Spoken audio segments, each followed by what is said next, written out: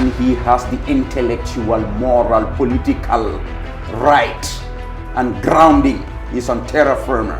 He said the right thing at the right time, in the right manner, to the right audience, and we fully support the party leader's position on this. yéen ñëpp gis ngeen ne dañu oote ne nañ ànd soppi nguur gi fi nekkoon lu pexe la parti yi bokkuñu xalaat bokkuñu jubluwaay lii pexe la rek pour génnee ngu réew ci loxo benn nit te jubluwaay bi mooy won ne fexe nag nit ñi moom réew mi ne nañu ànd ci xel ñu tabaxaat réew mi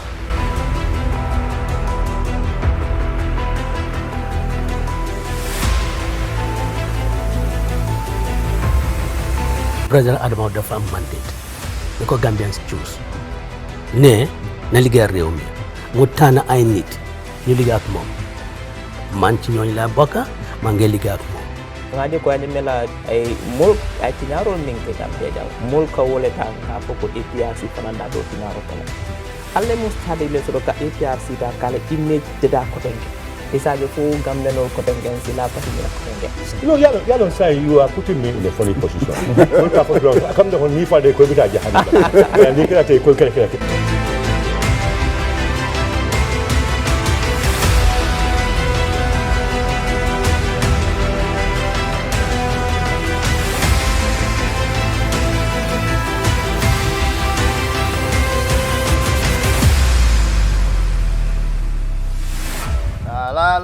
la ayo binkete doronne batuja dalwas kodo ete lala manna kodojo ndama wori tala kotenke li properties ndanga na korda sawoto kullo kono lembe luwa sewla je tamam bakala ma fonga belo ngaban taki mpareta sa nyanda ka sawunje daga na luwa ko fodde santa fana manke luwa slade ko I'm now a landlord tango to li properties fana be insa e bi janne andun korda wafo kena kansa wafo anin korda lorin bandiw anin luwaseo leasing property management nyim bankun kanjang li properties mu number 1 dati andum building material fana na building material o be ngabe setelal dato mam problem soto je number 1 la muyti e mam problem soto jang ni lafta empty land la Gambia la any place in this country ka soto santem fon sukuta bijele la tri abijele jabam bijele tanje bijele yemi la ko kundina korda la fanal li properties ñom ñoy number 1 ci dëkk bi.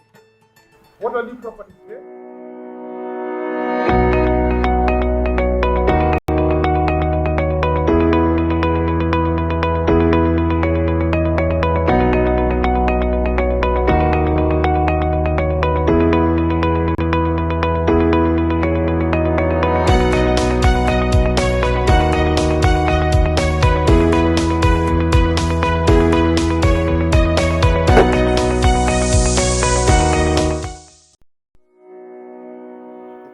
ñu ngi leen dalal si gis-gis bi ñu ngi baalu ci later start bi waaye from now on dinañ bëgg a start 7:30 on Fatu Network and then 10:30 Paradise TV tey dañ ñëw pour waxtaane of course lu nekk di xew right now ci political parties yi we've seen political parties yaa ngi grapple a lot with naka la gars yi di mun a maintainer seen militancy right now ñu ngi gis NPP in Brikama ñu ngi am problème bu rëy ñu ngi pick koo xam ne mooy TV host ci QTV programme bu ñu ooyee Kacha Sidi Cissé and then moom mu wane ne dafa am interest pour taxawal NPP ci Brikama as chairman ñu am on the other side Ahmad Jite koo xam ne yàgg na ci NPP moom tamit mu bugg a the same position and then right now tey rek mu ngi am conference wax ne dafa taxaw as independent candidate but still du génn li nga xam ne mooy NPP muy parti am dinañ xool tamit UDP because these are two parties yoo xam ne right now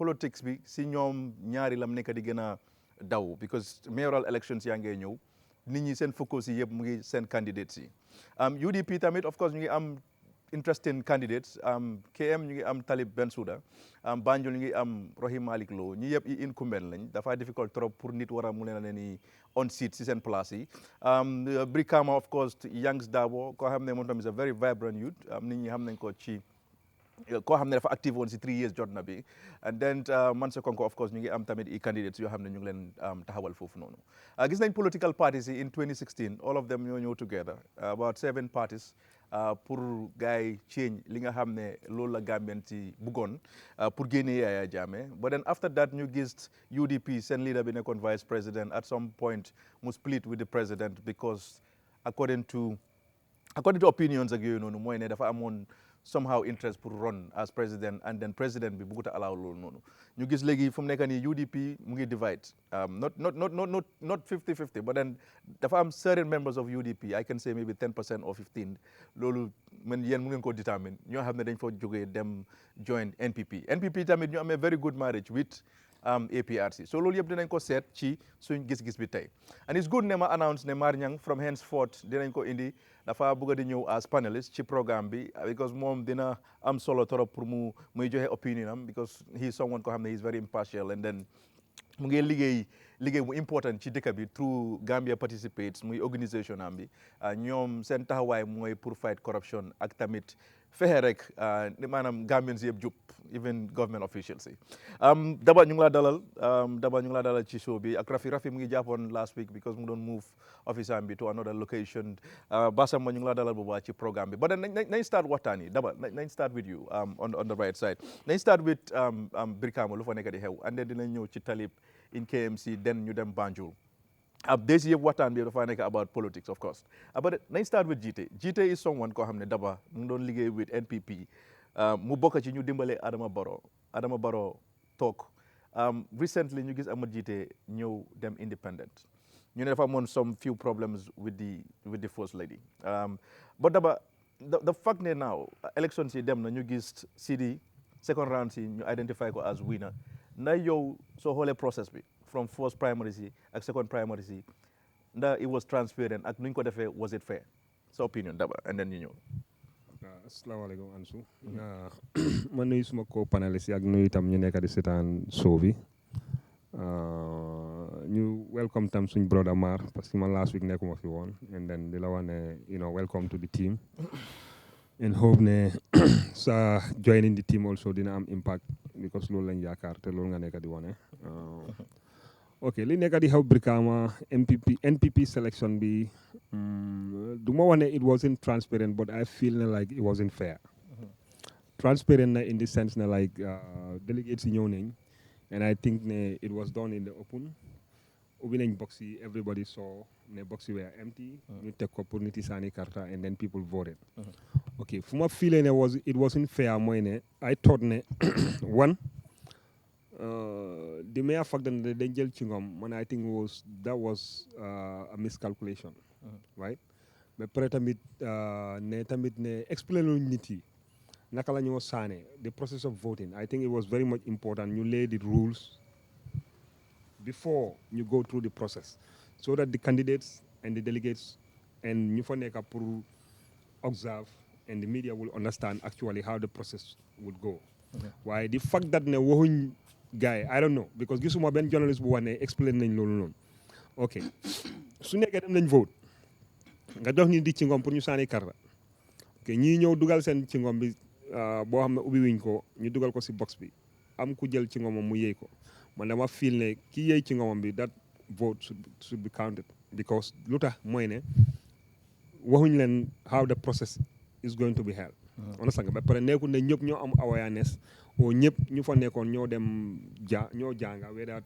the conventional English school la or the Arabic way xam nga because exposure tam dafa important si nit ba pare am na ñoo xam ne xëy na understanding the process itself so man dama feel ne foofu with that one vote they should have given Amadou Gita the victory outright parce que loolu moo nekk lu fair te loolu moo nekk tam lu dëgg loo xam ne moo waroon a am ok ñu jógee si loolu noonu man I think ne after effect bi both parties both Gita and the NPP executive playing actions su guy jël I think wasn't properly done because I think ne election su happen war na ñoo mën a am appeal committee bu nga xam ne dafa neutral mu independent ñoo xam ne dañoo ñëw even those mun na moo nekk part of the party or mu nekk an ad hoc committee boo xam ne dañoo nekk independent neutral people ñoo xam ne ñoo ñooy observe at the end of the day ku am looy complain you write to those people ñu jox lan duration maybe mën nañ laa jox 3 days or 1 week pour nga bind appeal nga wane sa naxar ak lan moo tax d'accord loo si results yi seen that committee should sit over ñu review sa complaint su fekkee ne find nañ ne is genuine with evidence then ñu declare victory and ñooñu suñ declare mu nekk final understand nga waaye di fact that ne jógee nañ si loolu ñoom ñu ñëw génnee that benn vote ne dañoo demaat second round I thought also ne tamit ne Gita also miscalculated he should have gone comme ne moom si parti bi la bokka parce que man dama gëm ne soo bokkee si dara nga gis loo xam ne jaarut yoon da nga war a stay within nga fight ko pour nga change parce que su nekkee ne anytime soo bokkee si groupe su affaire bi jaarut sa demeewut nun comme like nu la feebar rek nga génna su yàggee doo mun a correct système buñ bugg a correct because sometimes it's important nga des si biir nga xeex li nga xeex pour nga teg ko si yoon so man dama feel ne waroon na moo dem second round man I believe ne su demoon second round bi fekk yenn wax yi ñu doon wax yëpp amutoon man I believe ne he was going to win because it was easier pour moom mu associate and relate with the delegates. Yeah, but I'm told that he was there. I'm told that he was there, but then he left before. No, I waxoon na well before that waxoon na ne moom du bokk si second round. Okay. So I don't know for whatever reason lu tax mu dem fa. Xaw ma. Waaye man dama believe ne he should have gone and then he should have contested because democracy moom is about numbers. Understand nga so the mere fact that ne bokkut automatically Cissé was going to win. So the thing is like, okay, man bokkuma NPP. So mënuma xam kan moo nekk NPP member ak ku nekkul NPP because nit itam lu ñu war a understand mooy ne nit mën naa nekk si party 100 years tey man ma ñëw join tey ñun ñëpp ñoo am equal rights within the party. Gambians they make that mistake parce que da ngaa dégg ñu ne la kii yàgg na si parti bi non yàgg na si parti bi does not necessarily mean ne yow yaa ëpp doole o yaa ëpp right ki ñëw démba. Okay, now Dabo, because of time again, dañoo mën a di xool naka la ñoo manage time bi but then now nañ ñëw on the side of NPP for the fact ne ñu ngi wax ne NPP duñ dee mostly dañ dee xool ñoom kan mooy seen star kuñ choose mooy taxaw in a particular place but then duñ dee xool koo xam ne moo competent enough current situation bi in Brikama ban message la mu nekk di send right now. waaw xam nga man du ma mun a jooj competence Cissé. not CD to say. non moom laay wax ni xam nga suñ ne duñ dee choose parce que in Brikama lañ nekk di wax right now ni te foofu CD Cissé moo fa taxaw. with all honesty man xaw ma Cissé personally like xaw ma any personal relationship with him. xaw ma ko comme Gita laa gën a xam than Cissé. You understand? So mënuma wax anything about his competence or his education level or whatever. But pour xam nga tam man I always say this being a good leader nekkul ne the only criteria mooy to be educated because there are a lot of educated people ñoo xam ne they are not good leaders. Parce que man I keep saying this thing here and soo ko waxee some people feel offended but Gambia depuis 1965 ba léegi ñu fa nekk ñun dañu wax ne ñoo gën a jàng borom PhD la ACC holders masters double masters triple masters but ban impact la loolu am si life Gambians so man I would rather go with somebody ku nga xam ne nii even though demul school waaye mun naa make an impact boo xam ne dafa change the lives of the people parce que loolu moo matter at the end of the day so pour man ñoom ñoo xam lu tax gars yi ñu votal Cissé o lan moo tax ñoom ñu support Cissé because politics tamit kenn moom la na is about commitment is about trust because mënuloo dem mënuloo ànd ak kenn koo xam ne nii like you cannot appoint somebody tey yow koo xam ne nii trust loo ko you understand because politics or whatever even ñun si suñ personal businesses that's the way it goes doo liggéey ak koo xam ne nii yow trust loo ko you don't employ people that you don't trust parce que liggéey bi one you have to buy into man suma philosophy of what I want to do how I want to transform suma company. Okay. You understand? Okay. So su nekkee ne yow da nga ñëw man ma am suma plan is to go from A to B yow nga bëgg maa yóbbu from zero to from 1 to minus 0 automatically duñ mën a liggéey. Okay. And I think also tam Gita as a young person am na benn problème mooy am na temperamental problem and if you want to project sa bopp pour nga nekk leader foog nga am patience ba pare nga bëgg di dal gis nga soo meree bul dee wax all the people ñu laa pousse yëpp pour nga wax most of the time soo waxee da ngaa wax loo xam ne ni ëllëg da nga koo réccu parce que we have seen him he's a very smart intelligent young person highly educated and respect nañ loolu waaye dama feel ne soo xoolee his trajectory for the past years man yum ñëw in the public domain dafa njëkkee si APRC when he fell out with them he said a lot of things about Jammeh and before that mu ngi doon praise Jammeh he went to UDP mu amaa ñooñu problème he came out and go after Dabo you understand mu ñëwaat defaat the same thing with Barrow so su yàggee nit yi seen boppa dañoo start di la xool di la jéem a ragal understand nga even pour associate with yow so man dama feel ne he needs to work on his temperament mu understand ne if you want to be a leader foog nga nekk nit ku dal foog nga nekk nit kuy déglu foog nga nekk tam you need advisors tamit because in the heat of moment ñi la bugg a dégga dañ laa teg ñu waxal la ne tegal nga kaam loo gis rek dañ ko waxtaanee I believe ne if they had come together ñu toog ñu waxtaan te ba léegi léetut because gis naa dégg naa foog naa si press conference mu ne moom gënut NPP so I believe ne still they can work this way out and then ñu forge ahead and then see what is best for the party. Okay, now on the other side ñu ngi am Amad Jeng moom mu ngi Sweden so moom tamit panelist la si show bi of course da ngeen ko dee gis in November October yooyu noonu because of they ñëw fii time to time pour serve as panelist on Giss Giss am naa si kanam danañ ko indi and then moom mu joxe opinion am Amad moom mu ngi am currently mu ngi def PhD programme am in Sweden waaye dinañu jox more details about that Rafi so opinion about situation bi in Brikama the fact ne NPP CD lañ nekk di pick pour yow lan mooy the reason well dañ amoon primaries and that primaries to my surprise it was actually organized by sitting ministers and with all their brilliance and all the education that they had ñu decided nañu just chingom pour use ko pour vote which was just mind-boggling but anyway the process happened and then I think one ñu ne benn vote was invalidated because of kooku dafa yee chingom bi and this stories I swear when I first heard it I thought somebody was joking but bu ma readee actually ma ne dëgg kon lii moo xew and I didn't believe that in this 2023 with all the technology that's available these things are happening so anyway I met Gita I don't know him personally but obviously from what I've seen from far he seems to be a person boo xam ne ni mu dee behavior kenn du ko mën a trust because gis nga man even sa best friend sax dafa am yoo xam ne soo ko defee daf dee mën a yaaxal lu bari sa friendship bi nga xam ne sa friendship du mën leen noonu ñëwoon na fii mu campagne fii gisoon nañ ko everywhere especially online mu ngay campagne and then bu election bi pare he said a lot of things about first lady bi some personal things about the first lady te waa balla wax su génnee rek and at the end of the day I think after 2 days ñu ne resolve nañ ko but I'm sure that rift is still there and they don't trust the guy because the guy has shown he's not somebody that can be trusted because of even his history or the parties that he's gone through so man gom naa ne loolu taxoon na man dam naa wane kii du musa win election bi because of the people at NPP they would rather deal with somebody that they can trust because he's somebody that maybe he can even win and then you support ko mu win council bi and then next time mu bàyyi parti bi dem si beneen parti he looks like someone who's capable of doing that because of the way he's acted before. So, come to I think if he really wants to prolong his political career, the family have to avoid because trust is important and loyalty is important in politics.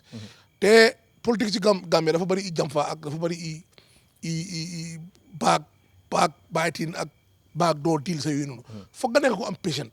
Ba dafa nga nekk ko xam ne tam doo mer rek nga dem di react ba bari di wax yéene moo tax life kenn musa na ma advice mu ne ma don't ever make promises when you're happy and then don't ever make any decisions when you're angry because soo kontaanee mun ngaa dem promise loo xam ne doo ko mun a fulfill soo mere tam mun ngaa jël decision boo xam ne after da nga ko réccu so moom loolu moo nekk issue bi Sidi nag moom man xam naa ko I've dealt with him when he came back because moom ñëpp xamoon nañ ne he was in a struggle bu mu ñëwee wax he set up his own company security company and bu mu noon start I was there to he hired my services so interact naa ak moom and he seems to be a very smart guy he was in the UK and I think he was also a constable in the police in London in UK that's what he loolu ma waxoon and but go ahead ba pare gis naa tam his interactions in the QTV and he seems to be a very sound guy of course and man sax maa ngi déggoon tam lu mel ni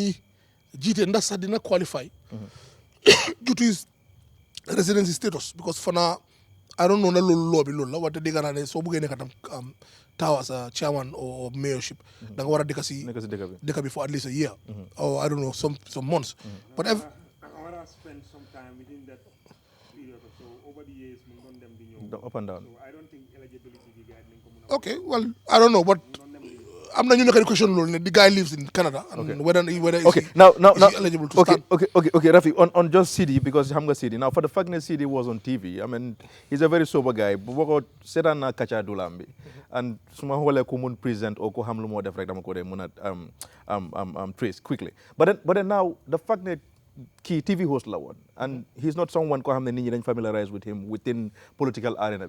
Now, how do you think that this guy will be able to persuade electorate within Brikama? The fact that hamuin ko linko ham rek moy on QTV, just like man nu ko on Fatu Network ak Paradise. How? Well, mom, during the struggle, time he was well known within the online community.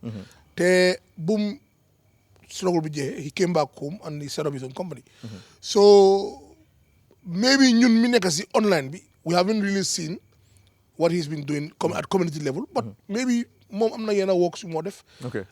Be lolu won ko yok confidence pour foog ne mom su taxawé dina win. Okay. So I'm sure Sidi, knowing who he is and knowing that he's a very sound person, I'm sure that I'm def na homework am. Okay. Def na ci ground bi. Xam na ndax am na potential to win or not bala mo enter the race. Okay. And maybe you and I will not know him because ñu ngi dëkk around fii waaye xëy na moom fu mu jógee def na fa grand wogam te xam am na sure na tam su taxawee dina mën a win. Okay. ñu ngi leen di reminder nga ni seetaan gis-gis tey dañoo seet ci mayorally of course ak Brikama council si ñu ngi gis ne fight bi between NPP dafa métti torop and then dinaa wax ne tamit Doudou Dia mu ngi India dafa travel. That's the reason why nekkuñ di ko gis ci Desi. I think he's going to be away for a month. Amad Jang mu si line bi Amad dinaa ñëw to you but then bàyyi ma dem ci Mar Mar sa opinion the fact ne yow yaa nga di yëngu ci affaire elections loolu is one of your skill set but then the process of NPP lu ñu nekk di def this is not the first time and then we've seen UDP tam the case of Sabally am nañ that problem of Sabally ñu jël ko ñële bugg a keneen muy campaign manager bu fa nekkoon before lan mooy the main problem with political parties in Gambia su ñoo dem to a point boo xam ne ñu ngi hold seen own congresses or elections. First ma nuyu ñëpp ñuy déglu nuyu tamit suma koto yi ñoon Daba ak Basamba ak Rafi Daba moom ñun ban doon door foog naa si ronab lañ jaar moom fekk na yëpp so ma delloo leen boobu jëkka bala ma dugg si waxtaan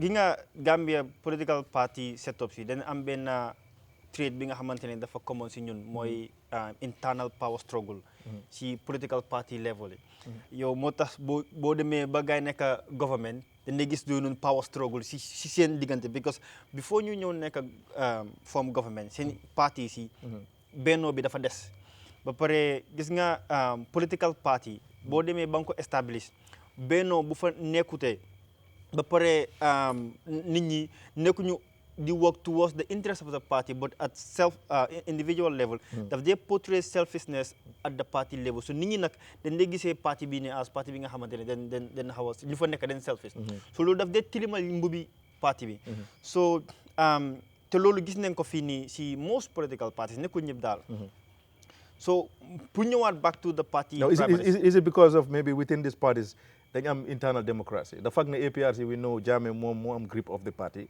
comme nit du mun a ñëw dictate or di question certain things during Jammeh's tenure of course but then isn't it because UDP and NPP internal democracy really mu ngi fa is that the case I mean as far or as is it fragile as far as gaa ñu ngi dem primaries ñu ngi identify nakatura ñu ngi open the process nit ñaa ngi ñëw pour ñu andi seen interest ñu nominate leen loolu is democracy right waaye bu demee ba xëccoo bi war a bari then mu tilimal mbubbi parti bi pour ñëwaat back to si question bi nga laajte about NPP kon da baax nu mu ko wee si njëlbeen NPP spending millions of dollars si seen campaign trail right party primaries boobu noonu lu gaay less than 1% seen budget bu gaay spend si campagne bi mun nañ koo use pour ñu organiser very organized party primaries because this is the ruling party te loolu boo portray nit ñi ne yow sa parti bi yéen a ngi struggle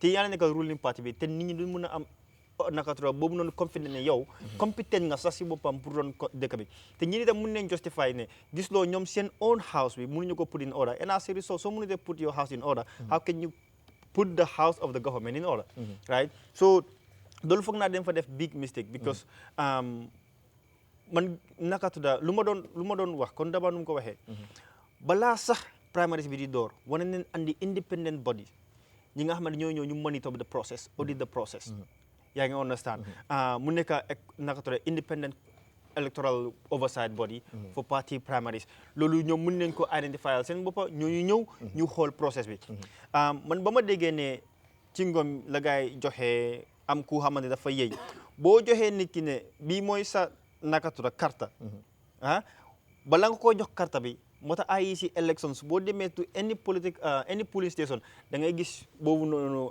flyer ban lay wan da ngay sànnee carte buñ la joxee carte bi na ko war a sànnee loolu moo nekk the fundamental thing because nit ki da nga ko war a wax sa right na ko utiliser so the moment waxuloo kooku noonu right am nu nga ko utiliser mu use boobu noonu right nga war a ñëw nga ne déedéet waruloo koo def ni te yow waxuloo ma prior naka laa ko war a defee problème bi nag foofu la nekk gi nga tamit man ba ma déggee ne ci ngom mi kooku daf ko yëy mu dugal ko si biir ballot bi right as far as naka tudda ñoom defuñu the basic bu ngay ñëwee tamit wax ne naka tudda waruta na def nii because tamit nit mun naa am ci ngom si poosam ñu jox ko benn ci ngom mu jël ci ngom boobu noonu sànni ko ba pare bu mu yëy tamit mu taf ko si dugal ko si pour mu jox ka leen la ñaari vote so number in the first place waru ñoo use ci ngom dañu waroon a simulate suñ voting system bu nekk di use mooy the marbles but don't you think that because the people who were there at that particular moment Silla,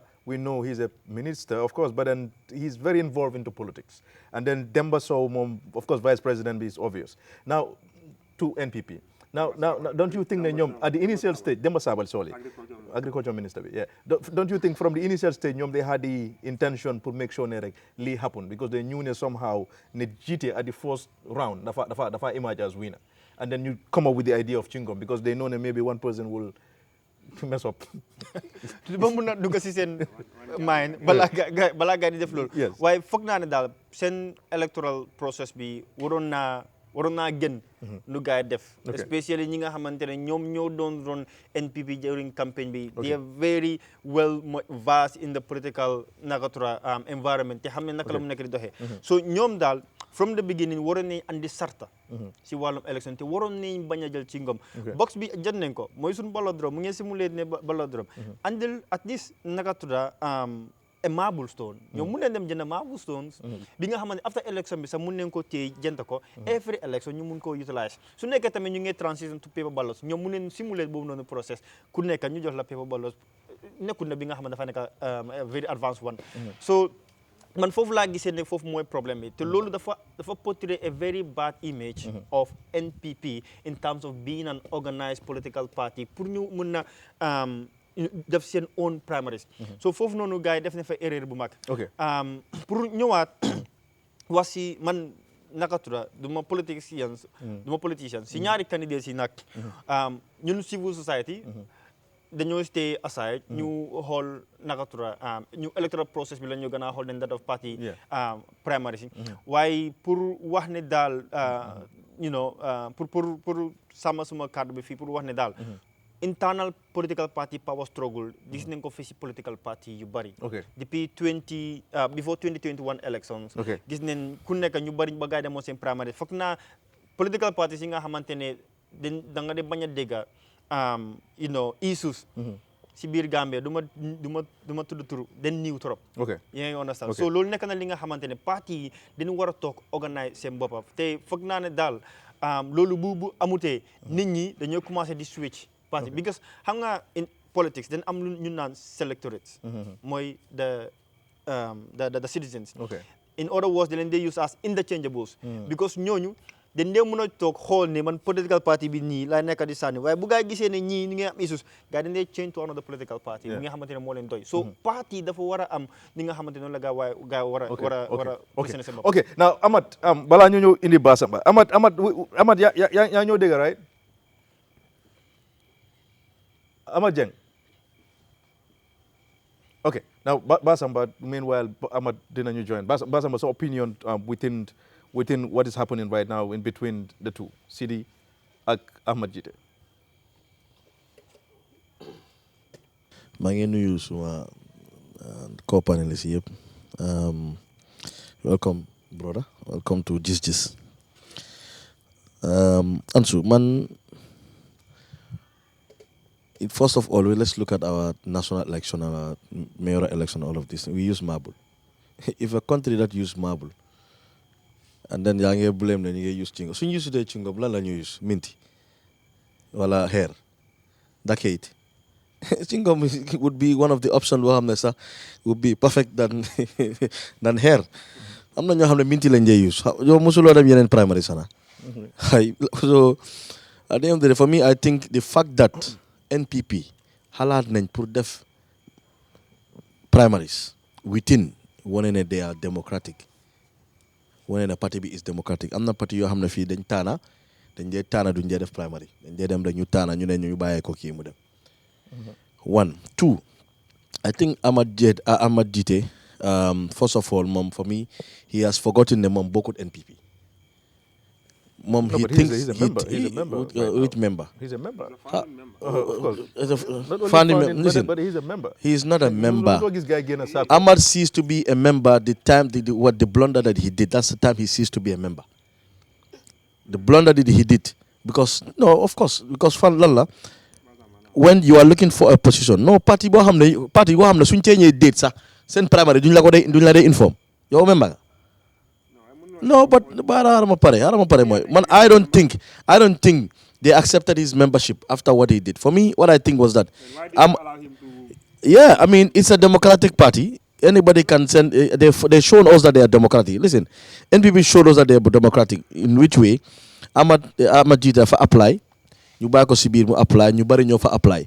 But what I believe, when luma fak moy, I don't think most of the NPP delegates, they don't like him. I think the problem is that when you overdo something, you start losing people's support. Okay. First of all, man, I don't think at all. Then them, what I spoke to journalists who were there. They explained to them how to use the chingom and how to vote with the chingom. No, they told them. I don't know whether you guys are talking out of because you're informed or you're not informed. They were told how to use the chingom, how to vote with the chingom. Everybody knows. So every election, every vote, I'm not invalid vote. Suñ la waxee ni nga ko voté wala ko noonu sa vote boobu is invalid so la neexee yéey ko wala wona ko but it's invalid because su dee du invalid kon ñëw dañoo jël maabul ñu dugal si maabul ñu dugal lu ne you know what I mean. Vote can be invalid when they wax nañ gars yi ne soo demee this is how to vote. You gain and ate it and you want me to count that? No. So from that day, for me, I know for sure, if they didn't want him there, the delegates, if they didn't want to vote for him, he will not have up to 30 votes. We all know they're all equal in the struggle. But for me, when you go and you think that you are the best candidate, you are more equal, then you become too much to people who are voting you. The people are watching. Second round, you are not going again. Nga ñëwaat nga 360 nga demaat loo fa daj sa affaire la because yow yaa ne demuloo yow bàyyi nga yow doo dem nga wax sa fans yow dem nga ñëwaat nga dem nga toog nga da nga demaat pare balaa ngaa dañ lañ la wax ne ku fi win moom ngaa support nga ne waat ku fi win moom laa support so ku win moom understand. So Basamba, now Sidi so opinion about Sidi. No pare nga ma xaaral ma xaaral ma pare Okay, so bu mu demee moom dem na mu demaat mu ne leen ok su ma netaal bu nekk si lifin bi jox leen ma ko man maa fa tay su ma netaal primary nga faa def sa netaal mu ne ñu delloo ko ñu ne non nuñ ko la ko delloo yow nga tay nga sa netaal si sa box bi moom no we cannot give it to you because it's there so that people can identify you. People already know you. So then when they ask the journalists to leave, they are discussing family matter with him. When the journalists leave, I will leave with them. You see, when you overdo things, then are soft nini. You overdo things with Yaya Jammeh. You overdo things with UDP. You overdo things with NPP. Who will trust you? I will not select anybody that I don't trust. And the party have the right to choose somebody that they trust. Because they're going to flip-flop. Because, man, no matter what it is, the first lady is our first lady. Is the mother of this nation. So, no matter what problem nga am ak mom, nga taxaw Facebook live, nga saga ko dum la nexe. In other countries, so agé rek nga ñëwaat rek boy yow dañ la tiyé boy. Kenn du la gisaat. Wa this sante Yalla. Ya Jammeh nekkatu fi. This is what we voted for. But for me, going forward with CD, CD, right? Yeah. CD. You know, I mean, everybody said the same thing about him. Of course, he struggled. Sila ko ham, sila ko don dega si online bi, but man dama day seetaan programme am because most of the people ñoom they invite ñoom Dr. Sidibe suma former lecturer at the University of the Gambia ama day gis ne he is very collected you know and for me what I believe mooy what will play a part in all of this election is the party you represent kii ko fa ne ku nekk Brikama nii Sirifo UDP la nekkoon kenn xamu ko woon ci ticca la woon kenn xamu ko woon waa am seen primary boobu noonu dañ dem ñu xeex ñu taana ko by force gars ñu ne noodu moom ana ñoo win dafa win because party ñoo ko taana for me what I think the electorate is what they look at the party that is why them independent neexul de independent two party du fa nekka sax yow rek yaa fa nekka when most of these voters they are not educated when they come they look at Barrow NPP they look at UDP color bi lañ dee seet when they don't see the color yow sa color bi is different you know sanga so su ñëwee yow da nga foog ne yow su ñëwee yow la ñoo seet parti la ñoo seet man dama dem independent man xam naa ni independent neexut Boy, it's okay. So, then you Awad. Independent experience. Man am naa si experience man maa njëkk a def man maa fi njëkk a def press conference man buñ demee suma candidate Papa Ndiaye dafa dem ñun dañ def press conference balaa primary ñun process primary bi lañ complain ñu ne du fair ñu dem ñu def press conference ñu ne no UDP du fair fekk sax na ngudde waaw buñ demee independent waaji ñu ñoo gën a am xaalis ñoom yëpp before buñ doon start waaw buñ starté waaye dala si kenn du ko gis Okay. Ahmad, sa opinion of Lunekari Heu, you know, but Ahmad, let's start with this. In Senegal, for example, right now, you Giss some current predicament. Lunekari face right now. We know that there is multi-party system in Senegal, and then the two faces we Giss so far, Maki and Sonko. But then it seems like Maki dafa buga ñëwaat back, mu buga seek re-election. Not gis nga in anyhow a connection between Macky and Adama Barrow because gis nañ depuis Adama Barrow jëlee nguur bi from 2016 3 years jot na bi to 2021 ñu ngi gis ne mu ngi focus a lot on naka la moo expand NPP. Your opinion on this and then you down. Ahmad. maa ngi laa dégg bu baax Ahmad. Yes, Ahmad, go ahead. Man, I think problem Macky nekk nii foog naa list of his problem moo nekk Adama Barrow. Yeah, you know, Macky mu ngi am problem bi ko doy, you know, thinking about Senegalese liñ ko teg. Man, I think the important questions nit yi mën a laaj in Senegal fu mu nekk nii moo nekk the fact that even though ñu ngi am a kind of a democratic backsliding, loolu dafa jàngal ñu bari na Senegal politique dafa evil ne xëj na ñu bari they are against Macky Sall because li mu bugg a def not because he is part of their tribe. Xam nga lu ma mean? Have above that level of tribal politics, if you know what I mean. Because I know you bari example Lanjuge Futa and many areas, they don't like the idea Macky Sall mu ngi procrastinate their democracy. Yang ma dega. Legi whether everyone knows that Senegal interest, Senegal send permanent interest Gambia moo nekk stability towards Casamas. Loolu moo nekk send permanent interest. They don't have a relationship with Gambia because they like, you know, the country and all of that, you know, it's in politics and all of that. It's just interest. It's international politics, international relations, you know. There is no permanent friend. There are only permanent interests. So what I think we should, as a country, do, Monica, to look at, you know, ñun tamit lan moo nekk suñu interest in Senegal. Because, I mean, as a Gambian, as a Senegalese, of course we are the same. But our interests are not aligned, you know, because Senegalese interests more you know, they need stability in Casamas. Why Macky, that is his least worried at the moment, you know. So the problem with Casamas is not his biggest worry at the moment. What I feel like su needee Gambia tamit moo nekk su election jotee su waree taxaw, you know, pour mu get the support of Senegalese ñu nekk biir Gambia te fu nekk Senegalese yi nekk biir Gambia ak youth yi nekk biir Sénégal yëpp seen all of them ñoom ñëpp seen kaddu benn la moo nekk this is enough, you know, it's time. Waaye xam nga since Macky génn wax ne dafa taxaw 2024 fu nekk it's complicated pour nga make a final analysis about it. Waaye xam nga silence am na nit ki moo noppee tamit we can see. Man, what I think we should look at is the danger of Macky wanting to turn the constitution 2024 because Gisna Lolo am Guinea, that's what happened in Burkina Faso, that's what happened in other places. The Linga Gismonega, coup d'etat. The coup d'etat mostly the first spillover. Senegal has this exception, democratic exception, where Munsunyo am coup d'etat and all of that.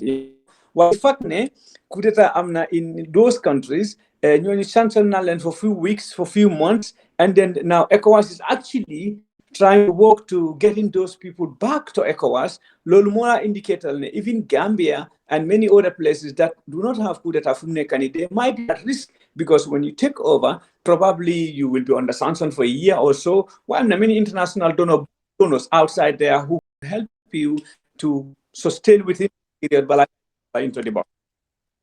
Shift now a little bit to domestic politics, right? Now, the fact that we have Adam Barrow expand the Wings Army using NPP as a medium. Now, in Brikama, Lunyakari Giss right now, Pikambi for CD. I think quickly, probably a lot of people fail to understand one thing. NPP bugun fa Amadou Gita. That's why they did what they did. Mandama feel if NPP didn't need Gita there, duñ ko allow sax mu ñew pour mu taxaw mu represent party bi in the primaries. Man loolu la foog. That is what I think. Maar laaj na fi ke foog naa yow da nga laajte maar laaj nga maar ñang about whether there is a foul play because ñu fa woon ñu twist votes so on and so forth. Man, I don't think so. Man, su fekkente ne dafa guy dañoo feel like ne that is the last option, is the last resort they have to do. They wouldn't even waruñu allow Amadou Gita mu ñëw taxaw as a candidate. You know, we know Gita, controversial person, right? And NPP ñoom seen bopp xam nañ Gita. Know he's a controversial person, right? And they know what he can offer. Why the fact ne may nañ ko be mu up to the primaries, I don't think they would go up to the primaries and try to play foul play for Guinea Kofa because that would miss the image of NPP itself. Now, Amad, nañ la indi si kanam tuuti so dañ leen di remind show bi ñu ko nekk di sponsor mooy Lee Properties ñoom ñu ngi amee land fi nga xam ne mooy Jalamba about 200 plots gaa ngi ko jaay at a very reasonable price 200,000 because of Ramadan bi of course they have discount and then Remit Choice ñoom tamit ñu ngi sponsor show bi ñoom ñu ngi si jàppa ñoom tamit ñu ngi am transfer app boo xam ne ngeen ko mën a download easily through seen phone si and then again, a very good rate. Same exchange in the Senegalese. Put also it's quite unfortunate since Master Giss Giss since GRT's days because Ligena GRT's depuis 2014. I'm there for 4 years. 18 my buy for because of Giss Giss being called yankee off by certain political I use names is yeah. Quite unfortunate ne musuñoo any panelist boo xam ne at some point man jël naa the decision pour ñu génne ko si gis-gis bi Sabally the reason why he left was because he was so engaged with UDP at some point of the difficult pour mu catch up with the program and then Dr. Ismaila Ceesay because moom moo nekkoon until date flag bearer of CA so dafa look very funny for him pour mu war a nekk on the platform muy joxe opinion am duñ mun a expect mu impartial on suñ debate si now Nene Freda doo leen ko gisaat on Giss Giss man personally I took the decision pour ñu génne ko ci li nga xam ne mooy programme bi because daf ñu waxoon ne dafa dem ci benn programme for a temporal period which is political season bi right now and then ñu gis ñooñu ñu génnee flyer and then ñu ngi wax ne programme boobu is a programme bu ees la and programme bi looks exactly like Giss Giss maybe different phases not Ansu Jack or Daba Malik and then it's good of course we want to see programs like Giss Giss ñu ñëw on board. This is not the only program boo xam ne buy ñëw nii boo xam ne dafa nduroo gis nañ programme yu bëri which tells ne Giss Giss is so good and then ñun duñ change man am not UDP am not NPP xale bu ndaw la lu ma war a am maa ngi ko am bu baax so amut kenn or any political party boo xam ne dafa maa mun a influence wala mu mun a maa jox xaalis buy tax ba man my side with that political party I don't even want to meet the president aw ma interest in loolu maa ngi am suma liggéey maa ngi sant yàlla bu baax a baax di faj suma soxla nañ dem break and then you play adverts yi then when we come back ñu continue waxtaan of course man tam dinaa fa dem la ayo binkete doron ne batuja nan was kodo ete lalay man na kodo jo ntama wori tala ko tenke Lee Properties ntangana korda sawoto kullo kono lembe luwa sawla je tamam ba kala ma fonga belo ngaban taki mpareta sa nyanda ka sawnje daga na luwa ko fodde santa fana manke luwa slade ko take I'm now a landlord thank God to Lee Properties fana be insa e bi janne andun korda wafo kena kansa wafo anin korda lorim bandum anin luwa sew listen property management nyim bankun kanjang Lee Properties mu number 1 dati andum building material fana na building material o be nga be saytel dato mam problem soto je number 1 la muyti e mam problem soto jang ni lafta empty land Gambia la any place in this country ka soto santem fon sukuta bijele la tria bijele jabam bijele tanje bijele yemi la ko kundina kordala fanal Lee Properties ñom ñoy number 1 ci dekk bi woto Lee Properties de kon man tam dina fa dem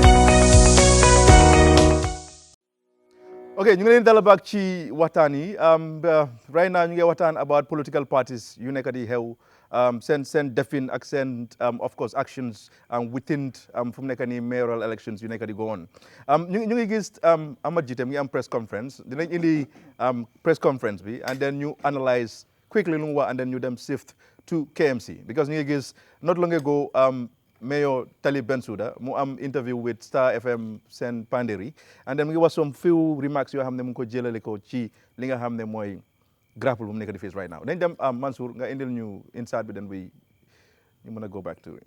Cross paths at very many political activities since 2021 run up to the presidential election. Was I not chosen because of my issue with the First Lady? I don't think so. I don't know. Nobody communicated that to me. I don't know. But I know that the people of West Coast, those that were in charge of selection, selected me. And the judges that were supposed to judge fairly and justly denied me a win. So I believe I am still the winner.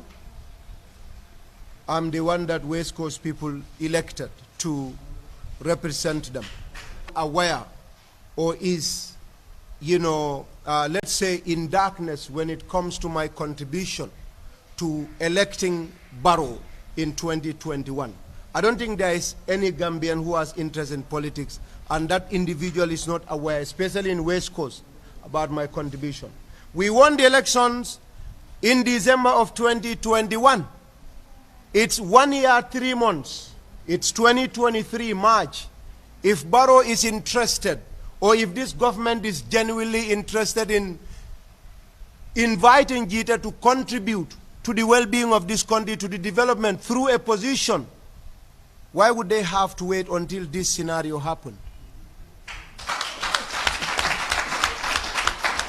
How many people did President Barrow employ directly or indirectly since we won the elections? Hundreds. You wouldn't say all those people are more qualified than me. You wouldn't say all those people are more loyal to him than me.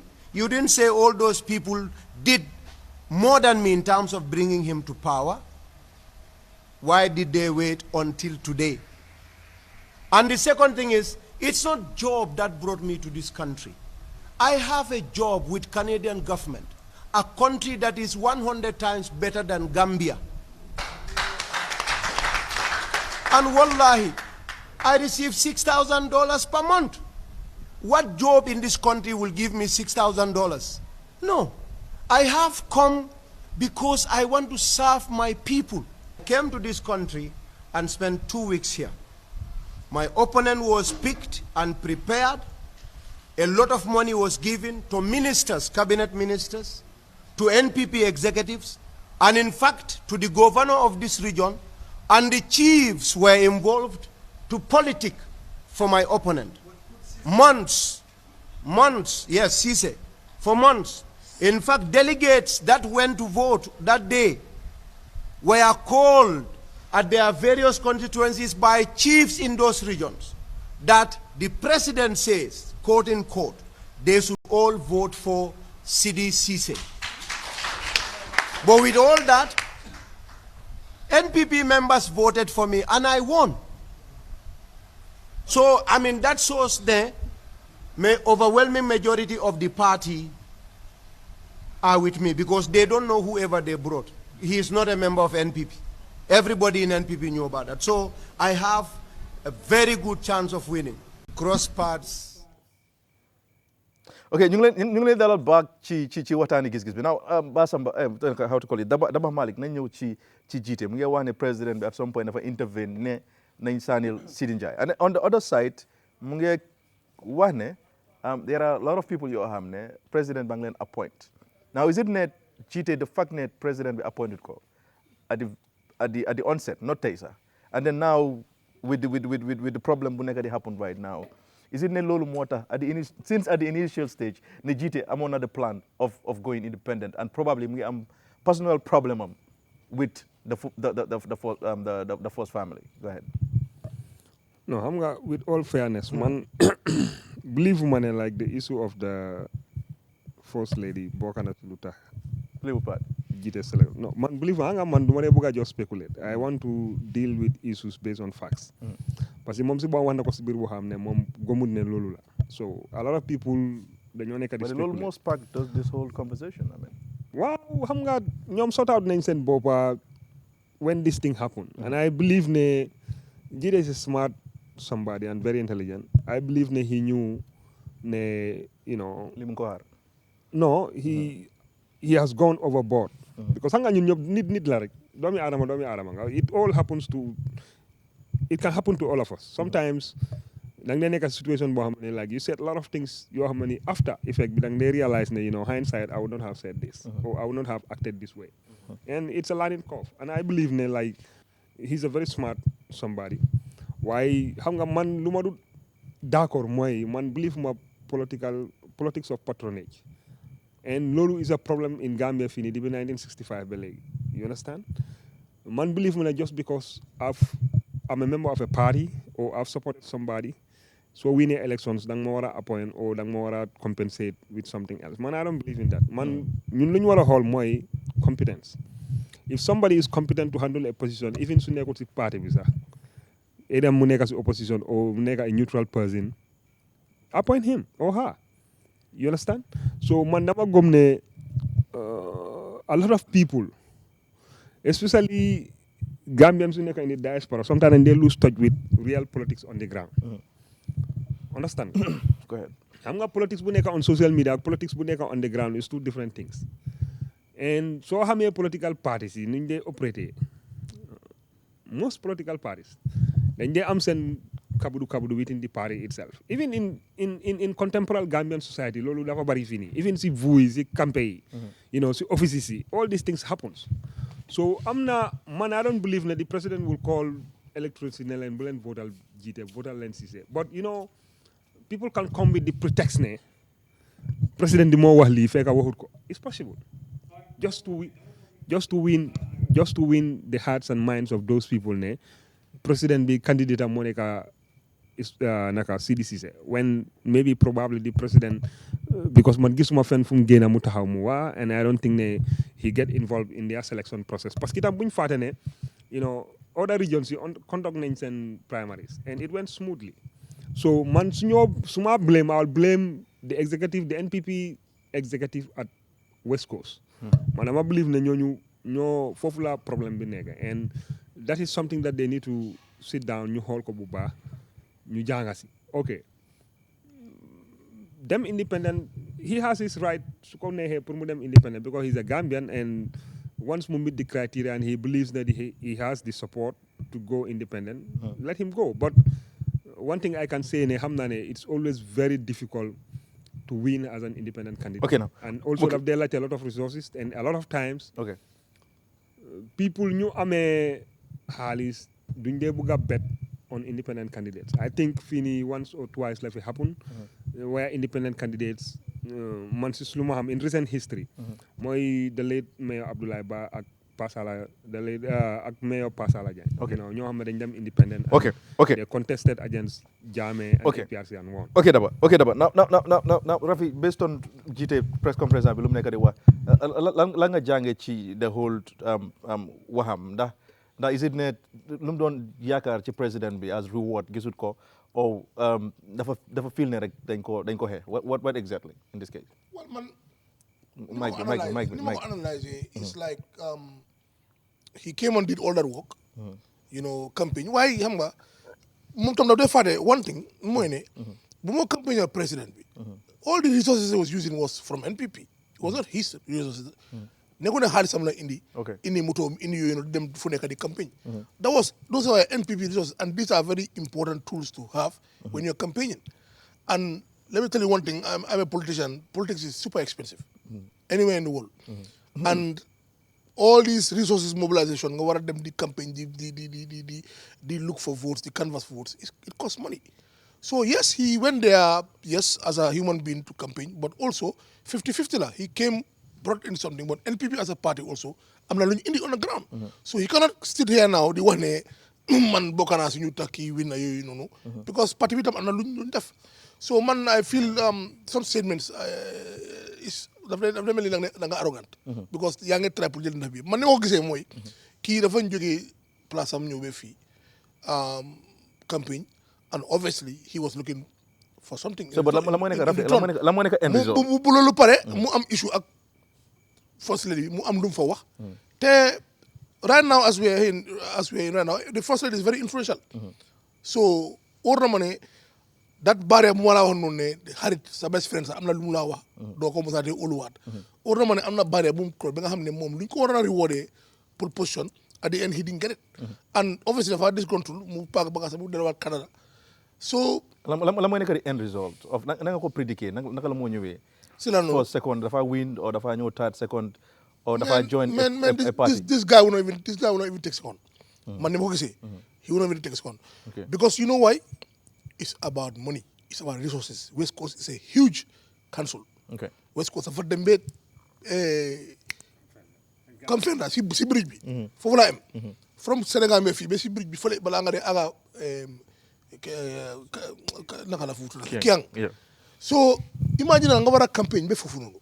You need money. You need resources. kii dëkku fi. Canada la dëkka. ba pare fana olof am sa seetlu noonu. I hardly hear him speak Wolof. te am na yenn areas fii sooy campagne Wolof nga campagne. So these are things that will affect him in the campaign. ñële the resources that they have lu ñu mën a mobilize du ko mën a mobilize and when you don't have the money gis nga moo tax parti am soo déggee ñu ne parti mooy yéen ngeen jël seen resources ngeen boole ko. den parti bi nga xam ne soo fa joinee dafa easy sooy campagne parti bi nga mën a use resources parti bi pour campagne. soo demee as an independent all those institutions yu am si parti bi you're not gonna have it. So it's gonna be double difficult for you to campaign and win. dëgg la nag damaa wax na ne independent daf leen naxaree win wante foog naa at parliamentary level gis nañ fi independence yu bëri yu win and the reason is because of selection process NPP was flawed at that time because of ñoom ne amoon ñu bëggoon ba pare at the end of the day elected ñooy si primaries yi ñu ne dem independent but that's a bit local because you know you're so taw as an MP you're only campaigning on that constituency level so boobu is much easier to campaign than West Coast which is the biggest council in Gambia. So council boobu noonu soo amutee xaalis nga amutee parti bu la back I can tell you boy bul faale sa 30,000 followers yoo am Facebook ak ñu la nekk di soobal Facebook on the ground is a completely different ball game. Now Mar lan mooy difference between political party ak tamit nit kuy run as independent candidate for example the case of Gita lan nga foog ne loolu la moo go through after. Pour make a quick disclaimer man damay observe elections as an election observer. So dinaa moytu trop pour mun a joxe analysis yooyu waaye pour naka tudda differences between a political party ak tamit an individual loolu yëpp dafa depend si support base right political party mun na dafay am advantage waaye tamit independence candidates dañ mun a am advantage so loolu dafa depend nit ñi naka nga mun ne influence nit ñi based on your manifesto ak tamit how you communicate your manifesto to the people in a way that they can understand it, because politics is a race of ideas and policies. So amee sa ideas and policies yi nga xamante yow mun nga ko communicate to the people ba nga convince gars yi moo tax ma ne earlier on da nga am ñu naan interchangeables mu ne gis sa parti bi nii nga am sa policy bi wala individual am policy bii nii ñu gis keneen mu ñëw andi a new idea bi nga xamante ne moo align ak ñoom seen vision gars yi ñoo change ñu dem ak ko so loolu yëpp dafa depend on how ñu present seen boppa so foog naa ne daal man foofu laa mun a waxee at a general level ma moytu waaw okay, that's fine. Okay, now Ahmad ñu indi la in based on loo dégg so far from conference yi Ahmad Gita bi ndax am nga hope ne Ahmad Gita dina ñëw as winner, dina emerge as winner? Man, I don't think so. yaa ma dégg Ansu. Yeah, I don't think so, because Gambian politics, to be honest with you, unfortunately, it's not politics of ideas. You know, they're gonna marley ideas and so on and so forth. Ideas young for why most of the time. So just look at CA. CA had brilliant idea, 2016. Why CA moving your campaign beyond CRR and go further. Why they couldn't mount that sort of campaign where then be woolly, you know what I mean, Kantora and all those areas. So Ahmad Gita, like the support from people here and there. Why I'm resources for Mumuna win the election. So if I were a Gita, I would just stick to the words that he said. Rally behind the candidate. Or the other thing he could do, announce, as he always does, gracefully, that he is leaving the NPP and move on with his life. I think that's what he should do. Why I don't want people, this what happened is a calculation by the NPP to disqualify Gire. The fact that he was there, if the president didn't want him to be there in the first place, so I don't think the president would allow him to be in the primaries, because I think they would know primary he would have so much influence, so he might be a potential winner, So I don't think it was something that is calculated before. Lamweneka best move in politics right now. Let's say, looking at current situation, should he joined City or Mudem Si Young's Dabo? No, the best move for him right now, is to go back and stick with the NPP. If he wants to be within politics, so if I buy politics now, then he should go back and do stuff. But him going back to the UDP, is not. I wouldn't advise him to do that, because if they may do the relevance, people would not trust him. People would be like a chameleon, moving from one party to another, APRC, NPP, UDP, after Modelo, Mora Delwa, UDP, you know what I mean? Because he was on UDP at a certain point. The UDP, and then he went out, Saga, Dabo, and all of that, right? Munyawati, NPP, like they mentioned before. I don't want to rehearse that. So I don't think who join Youngs is a solution to his political career. Now, Basamba, on this, the same question. Follow what them. Not for them alone, or for join a camp. Go ahead. Ansu, man, you know that very well. That's like I said, I think that is what he would announce for now. Pour mu am relevance, pour mu ote, pour ñu gis pour gars NPP oko pour ñu waxtaan gars. So foog mu ñëw mu def press conference in the media house yëpp mu wax fa independent. It's the only way to be relevant. That is the first step. When you lose, you try to find a reason to make yourself look good. So what you do, you bring cameras, you start speaking jargons. Everybody, we all do that, just to be relevant. So that will only last maybe 24 hours. After that, the reality will hit you. The reality is that you decide now to go to as independent. The reality is now, where is the resources? Where is the support? Before you know, the people that you will push, then you realize, then it's not easy. Man, I think, the fact that he said, I'm telling you, it's a very serious thing. You're like, you're not going to be confident. The fact that see press conference, I'm so shocked ne man dafa toog di announce ne moom in Canada maa ngi am $6,000 so maa ngi bàyyi loolu ma ñëw fii nii pour development. When you earn $6,000 you leave Canada or you leave America, when you come open a business then we know you are here for development. But you leave Canada, America, you want a government job? That's right. No. To be honest, who doesn't want to serve? Who doesn't want to serve? Listen, I said I'm not bragging. The university I went to, their government go and pick them and bring them and give them a job. Minimum you get is permanent secretary. I came back here. Did they look for me? I didn't look for them. I started my business. I'm doing my own thing because I'm Africa. Bugu ñoo xamne they gala qualify na ñëw na xam nañ. Because once they come. But yaa ngi name sa degree to President Barrow. What was the reason? No. Upon your arrival. No. Upon your arrival. Man. Honestly, you gave me that chance, opportunity to talk about that now. I did not name or dedicate my masters to Barrow just like that. Okay. In 2018, when Barrow Bumfi win the election 2017, the first president Buko invite is François Hollande in France. You know that. Then meet Mali invite ko France. Bumko invited France. The first lecture Barrow delivered was in France, in Sciences Po. I was in Paris. I went to that place. I went to the lecture. When I went to the lecture, Barrow said, "Nyara Gambia ñofi Gambia nekfi." Move taxaw mo ne Gambia ni fii la ñu war a ñëw ñu jànga and the government will support them. Mo ne this xam nga moom xamutoon that what kind of university because no I'm just loolu ma laajte no because even the former president, that particular president fa la jànge. So from there I decided ne dama apply next year. I apply next year, I go to university. Is it wrong to dedicate it to him?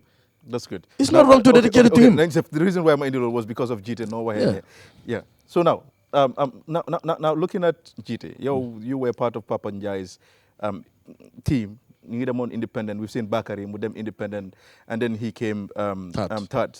Now Bakari Mugenyo as in a political party form in NPP. Now Ahmad Gita, no more them independent. What type of problems Lamo faced?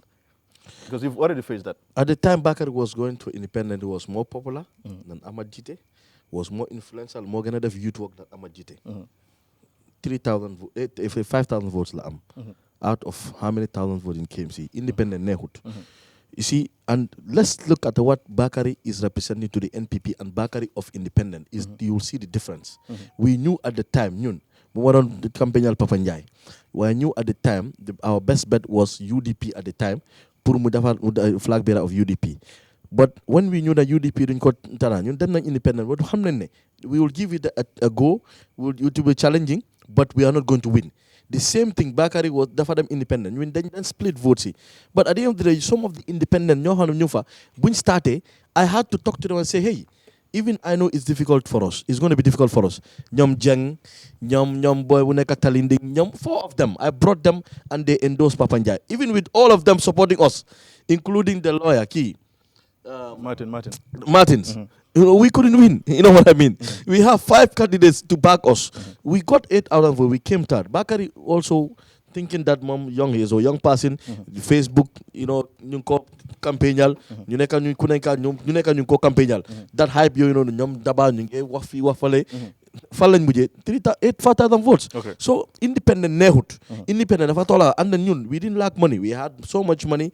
We dugal nañ fu nekk dugal nañ saaku maalo fu nekk jàppale nañ nit ñi dem nañ ci marché bi ñu tabax marché benen sa marché bi Serekunda ñun ñoo fa cover ñu defar ko because time su jotee time campagne su jotee ku nekk dina def dara pour wone ne su toogee lii la moo gën a def. Okay. On a sanga. But fan lañ mujjee. Okay. 8,000 votes. Okay, Basama. Now li ñoo def mooy dañoo sift Mansour nga baala ñu nga indil ñu Talib Bensouda recent interview am bi with Pandiri and then you're back.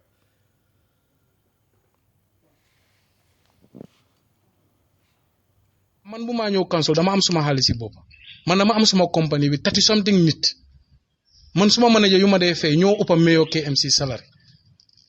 Boy yaa ngi swing si millions man I have millions. Pa loolu man du ma nit ku nga xam ne dam dee bëgg a ñëw radio di baako. man ñaata million loolu wante pa wante lu ma laa wax ne man ñun dañu samp ñun suñu famille dafa samp balaa maa dugg ak politics. utuñ dara politics gannaaw pour indi développement ñun tam ñu test because ñi nga ñun suñ maas yi pa ñu nga xam ne suñ families are comfortable dañ dee ragal yëfi politique lii lañ dee daw mooy nit ñi di la xeex for no reason tey moo tax duñ dee mun a wax ne mais am na corruption bu def kayit baa ngi nii léegi ñi ngay wax ne family business dëgg la ñun dañu bëri family business yu bëri sax dañu bëri kër yu bëri sax we have ability ñun we are independent family depuis time yi yaay jame we are independent musuñoo soxla dara si nguur so man suma family soxlu dara si nguur man soxlu ma dara si nguur KMC xaalis bu fa nekk xaalis si askan bi man soxlu ma fa dara tey man suma sañoon su fekkoon ne dëgg-dëgg dama bëgg a ut xaalis mun naa start ñaareeli compagnie ñettari compagnie bi ko am naa time bi man suma compagnie daf day ron boppam suma family man suma compagnie su féeloon sax am nañ 10 compagnie yu nga xam ne man mun nañ maa toppatoo. Okay, now let's go back to Watanbi. Daba Malik, Tina on this. Daba. Now we've heard Kilumwa Talib, meaning politics be starting, right? And then we mentioned family be business bugay amagyu no. Because at some point you get mentioned there are certain procurement businesses you have that go outsource. I mean from KMC to send family businesses. Now, do you see anything wrong in that, Daba? So opinion. Anything wrong like? Anything wrong for the fact that there are businesses you have, projects you have, then do within KMC and then you outsource to send family businesses. I mean, Talib. Family business. Sunegene amla lolo is very wrong. Lolo conflict of interest, like, you know. Sunegene amla, it's very wrong. But then, how about if the process was transparent to a point, then the bidding and then. Yang dora nyo. Am ngaso wa danga wa lu clear lu le. Mo kam nga man lu mala de man duma de buga speculate. Okay. Man dama de buga make sure whatever I am saying, mu nekk lo am dama am tangible evidence pour work. Okay. Understand nga? Parce que nga su nekkee ne dafa go through a bidding process, open fair bidding process, and family they are Gambians, they have right to compete in any aspect, whether in government or in private. Private tender or whatever. I'm not right to compete like any other business in Gambia. Okay. Yes. So they went through the right process. When they can open tender policy, went through the right channel, and then they win. Lolo man gisuma anything wrong. Lo wrong moine come like council be talk like this and we are giving this contract to this business. The mom being the mayor knowing fully well that this is a family business or family dañ fa am ci lolu conflict of interest. The lolu is wrong and su nekké lu happen la is wrong. Why su nekké ne amul tamit ne dafa dem through the right process. I don't think anything man gisuma fofu non anything. Why? Su ko mune avoid is way better. Understand? Su mune avoid lolu non is way better. You know. Okay. Now they are Gambian business, they are registered within the law, so I'm not right for def join any tender because tender public tender then they announce and it's open to everybody to compete. Okay. Now we've seen we mentioned a very halis, meaning financially he's okay. And now tell you focus on based on luma jangat ci waxam interview bi moy dafa ñew KM pour make sure ne mu change KM itself. Not so far with lum liggéey so lum liggéey within the first term ak tamit temps bu moo ñëw réelection bu moo sampani ñu ngi gis mu ngi project lot of projects yooyu noonu na gis nga Talib muy really take KM to the promised land amen gis nga loolu waaw xam nga Gambians si leneen lañu war a understand am xaalis or coming from a wealthy family does not mean ne doo corrupt nekkuloo a corrupt person loolu is a very wrong notion because soo xoolee Gambia since independence ba léegi ñu fi def stage capture yëpp they are the elite families moo nekk ñu fi am xaalis because a poor farmer or maire bu nekk si marché bi kooku dafa am xaalis ba moo dem dugalante pour am yenn contracts or dugal si lu xam na nii jaarut yoon but a lot of the people Jaane commission bi ñu fa oowee ban baykat nga gis ñu invite fa Jaane commission tuumal laa ne da nga mbuxum xaalis si dëkk bi you understand so ñu fa oo ñëpp ñi fa nekkoon ñëpp élite si la nekk si dëkk bi nekk big people am xaalis am businesses ñu daan di la yaa jame you understand so loolu pour man I think ne I don't know lu ko motivate pour mu wax loolu but I think it's a wrong PR pour mu taxaw mu wax loolu noonu you understand sa private life gis nga soo nekkee public person people will say a lot of things sometimes man I prefer sax nga ñàkk a respond parce que am na ñoo xam ne nii no matter how much explanation you give they will never buy what you are saying parce que ñooñu dañu am luñ gëm already so even though whereas they know ne what lu ñoo wax sa nekkul dëgga but dañ ko continuer di wax parce que loolu la gars yi feel ok ñeneen ñi daf dee nekk iñaan you understand ñeneen ñi daf dee nekk iñaan comme like ok why would this guy have more than me no go and report him demal nga yóbbu sa claim si yàlla not Talib has an individual or family or whatever they are Gambians yàlla moo leen binda yàlla su leen mayee dara loolu nit ku nekk da nga ko war a accept parce que yàlla mooy maye emalewu nit yi but man dama feel ne like no matter how much pressure bu ko gars yi di teg or wax yu gars yi di wax not try pour avoid yooyu noonu you understand whatever you have loolu yow yaa ko liggéey yaa ko moom yàlla moo la ko wërsëgal you understand lu important mooy you don't owe any Gambian explanation of ñaata xaalis nga am o ndax nga méegee sa personal wealth that's your personal wealth li nga war a wax Gambian si mooy resources su nekk KMC naka nga ko manager so opponents nag mun nañoo throw shades mun nañoo wax a lot of things but don't respond to those people parce que loolu pour man détail la yoo xam ne nii nit yi mun nañ koo jël in different context te soo nekkee politicien am na yu bari yoo xam ne da nga ko war di moytu pour wax ndax mun na moo yóbbu KMC to the promised land or not man dama feel ne he's a young person you know with all honesty and I know ne like am na a lot of ambitions you know when he was coming in but xam nga reality bi mu nekk like ne ok man tey su ma koo gauge as a resident of KMC dama koo gauge to what he promised me ak lu mu deliver te su ma la waxee reality bi mooy ne lu ma promise ak lu mu deliver maajut you understand for example soo ma waxee ne da nga ma promise you came with a campaign plan programme ne jaay ma an agenda ne da nga raise revenue of KMC to $1 billion ok aguloo even half of that so you need to explain to me reasons lan moo tax loolu amut you understand two there are a lot of things you council war a def parce que nga council nit yi lu ñu fail to understand because sometimes I see people blame central government for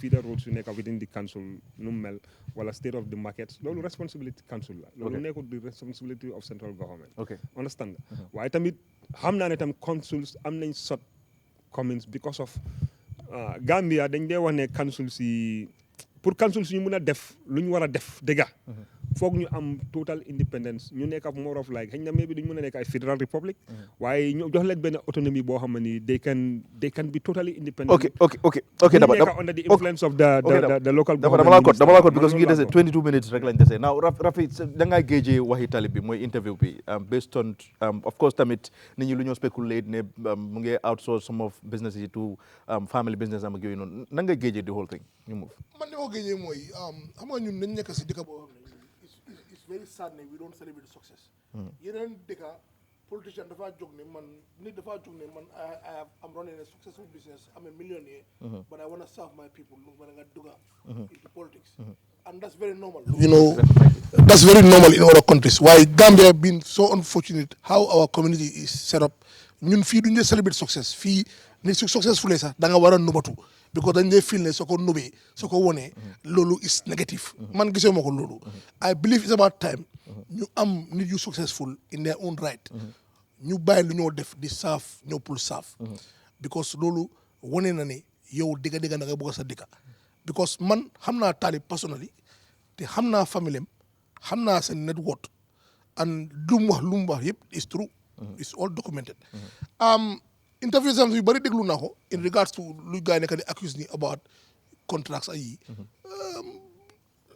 evidence yaa ngi fa soo amee evidence demal si police moo wan la ko gars yi demal si police nga wax ko waaye doo si campagne si la nekk so everybody will just say whatever they want wante at the end of the day xam naa one thing de even journalists yi dañ ko dee wax ne Talib moo dee actually even call yenn media houses pour dem interview am na yenn politicians yoo xam ne media houses nee na they run away they don't come moom he's always there even though okay gis-gis ooyoon nañ ko pour mu ñëw fii waaye ñun gis-gis moom ñu xam nañ bëgg naa ñëw gis-gis waaye xam nga gis-gis dafa am camp yoo xam ne waaw exactly bëgguñ gis-gis bëgguñ gis-gis te gis-gis mu ngeen dunda sama soo yaa ngeen dunda so moom xam ne so you know man loolu gisuma si any issue because nit ki tam soo ko nekkee di ko accuse ne lii laa def sometimes daf dee necessary tam nga tontu pour nga set the record straight because ñu ne when people spread lies and then you don't counter the lie becomes the truth so man loolu gisuma si any issue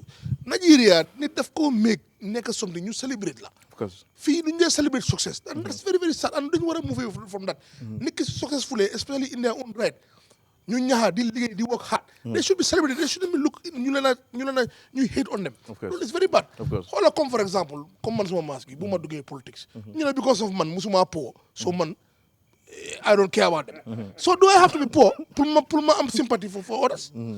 No, that's the way I am. That's my nature. So man, even if I'm a billionaire, if I see somebody who's suffering, that might affect because I can't do that. Why you wanna daga Kairaba Avenue, daga Kali, so you don't know our plight. It doesn't work that way, my friend. Look at the person. Look at. I'm now one thing there. Talib. The reason why he's into politics is he's there to serve, and he's sacrificing a lot. Why come Kerry Limo Degasi interview Mune, ñun is like we are allergic to progress. Man ko dugum because kii lu mu def si council bi ak potentially lu mu wone ne lu la mën a def. Dëgga su nekkoon any dëkk he will give you a choice te man xam naa ne. Okay. Gars yi ñoo xeen yëpp at the end of the day. Okay. Wan na leen ne su gars yi amee any evidence. Okay. Ko yóbbu police. Okay, Rafi. Thank you. Mar maa ngi la bëgg a jaxase ak Amat sa. maa ngi la bëgg a jaxase ak Amat sa. No. Man suma question bi lu moo center on you mooy this time basama sorry. Right now the fact ne yow na nga gisee if a sitting mayor or sitting president mu ngi am businesses and then within moom area bu mu nekk di govern or dominate or whatsoever bu mu head muy jël businesses di ko outsource to moom own business am lan mooy sa opinion on that based on the fact that you have expertise on affaire corruption as a leader. First dama bëgg a wax ne man awma sa opinion du based on care. Okay. It's okay. Pour just to generalize. Gambien dafa doy waar so dama foog ma leeral. Man awma evidence yi case yi. No, just to generalize. Waaw damay wax loolu rek balaa maa dugg si waxtaan. Awma evidence yi case yi KMC xaw ma ne seen conflict of interest maa ngi ko door a dégg fii nii. So du ma si wax waaye.